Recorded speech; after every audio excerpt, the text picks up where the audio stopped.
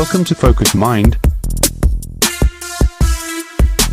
Progressive realization of a worthy ideal. Anyone that has a goal and they're moving towards it, they're successful. Most people think that you're successful if you have a lot of money. Quite often you have a lot of money if you're successful, but it isn't. I wouldn't say Mother Teresa has a lot of money. Okay.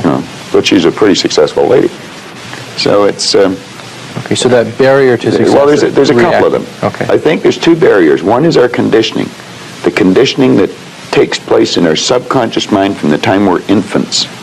All we can do is act and talk like the people around us. That's why we learn the language we learned. If there was 10 languages spoken in our home, we'd learn 10 languages without any trouble. There's usually one, and that's the only one we ever learn. And we grow older and we think, oh, I couldn't learn another language. We could learn 100 if we wanted to. You can do anything.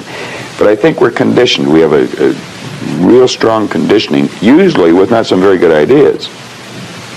And then that's the barrier that's inside us. The one that's outside of us is our environment. We have a tendency to act like everybody around us. And if you think about this, it doesn't make a lot of sense. Because if you study statistics, 95% of the people live their entire life and never live the way they want to live. You know that 95% of the population in this country, let's say in North America, Okay. the richest continent in the history of the world, they'll work productively, let's say for 40 of their 65 years, Okay. and they'll end up with hardly any money. Well, there's got to be something wrong. So there's not much... 5% of the people end up financially comfortable or independent. Are you trying to depress us, Bob? Because that's... No, actually, I think it's quite an exciting idea, because you see, the idea behind it is that anybody can win, anyone at all.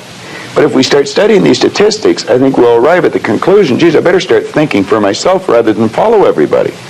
Most people, they get a job, they look around, they see how everybody else is doing their work, and they start doing it the same way. They should stop and think, I wonder if any of these people know what they're doing.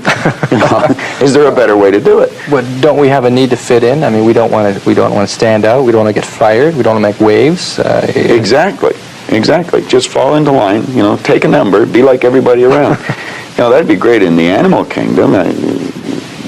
But human beings aren't supposed to live that way. I think we should make a few waves. We should maybe stand out, be different. Not for the sake of being different, Okay. but because we are different. We all think different thoughts.